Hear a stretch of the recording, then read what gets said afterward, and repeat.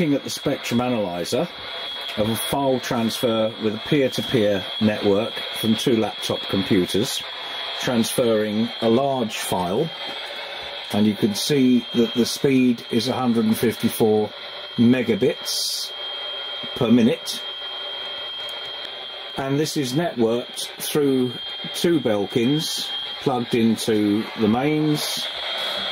As you can see, that's the other one there. You can see the networks established, the Belkins are flashing. There's the other laptop, and this is on a scanner. I can't see the dial. That's it, 400 megahertz, and that's the noise from the Belkins. We're now in the field behind my home. Belkins are over there in the office, and we're using the scanner, listening in the centre, or in the NHS ambulance band on 170 megahertz. We can't quite see the, if we can see, yeah, we can just about see 170 megahertz there, and you can hear the racket that the Belkins are making. This is now on 174 megahertz, as you can see, and you can hear the racket there. Here's another little experiment. We're on 171.6 in the ambulance frequencies, and we're looking at the spectrum analyzer. We've put an angle poised lamp connected to the mains, but no bulb in it. It's just lying on top of the spectrum analyzer into one of these mains connectors, and we get quite an interesting effect when the connector is made. The display, would you like to do that again? The display on the spectrum analyzer changes. Just shows how stable the Belkin circuitry is.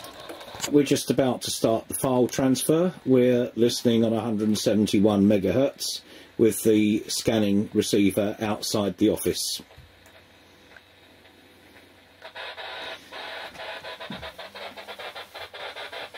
You can see on the spectrum analyzer the junk that's there, and I think you can hear quite clearly on the receiver perched outside here the noise that this is making in the ambulance emergency band. You can imagine what would happen if you're in a high-rise block of flats amongst high-rise building with a VHF mobile in an ambulance, maybe in a null spot, when you've got a whole building full of these things chucking out this racket. How many lives could potentially be lost? This particular transfer, they seem to be working within the specification up to about 300 megahertz. But as you saw from the previous videos that we've done, we're seeing energy up at a gigahertz or thereabouts.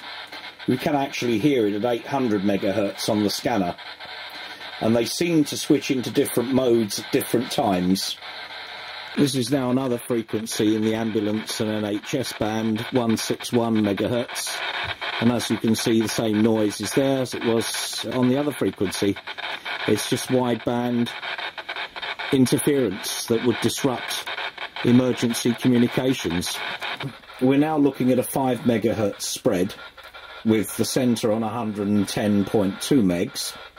This is the ILS band, the instrument landing system band that aircraft use, commercial aircraft, and you can see the amount of noise on the spectrum analyzer right across the whole of that particular band, and you can hear it in the background on the scanner, which is actually outside of this building.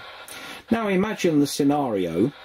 You've got 20 or 30 of these operating in a high-rise block of flats on the approach to Heathrow Airport, some way out from where the airport is, and the aeroplane is trying to latch on to these. It's conceivably possible that these might upset the system and could potentially cause a fatal crash with loss of many lives. Now, we don't know how possible that is, because when PA Consulting did their report for Ofcom on the risks associated with this. They didn't model lots of these in high-rise blocks of flats in a densely populated area around an airfield. So this, to a degree, is conjecture. But I don't think I would feel particularly safe flying into an area where this particular type of device is in prolific use.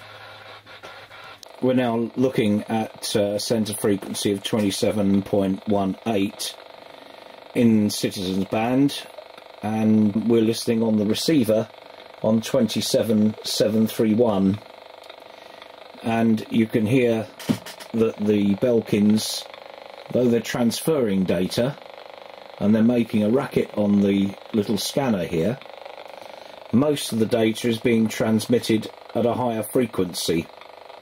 So we're not hearing, when they're working in this mode, quite the disturbance that we have experienced at other times. The Belkins seem to use some sort of different mode when they're transmitting, and it may be due to interference, it may be due to other things, but they use different parts of the spectrum at different times. As I say, in 27 megs, they're idling, whereas the information is being transferred much higher in frequency up here, as you can see. There we are, that's up at 100 odd megs. Quite a lot of it up there. 200 megs, 261. You can see a wide spread of signals there. We've now managed to get the Belkins to change their mode of operation. The centre point that you can see on the screen, where the X is a 60 watt carrier radiated from my Elecraft K3 on 51.5 megahertz. And what it has done is it has made the Belkins operate in a different way. It's knocked them down so that they're now transferring the bulk of their power in the shortwave spectrum. And the marker is now down at 12 megs, and you can see all the energy down there. But you can see at 2.5 megs here, we've got a real big amplitude coming from the Belkins. We're now back on 27.731, having forced the Belkins to change their mode of operation, and you can hear the racket now that is on 27 megahertz.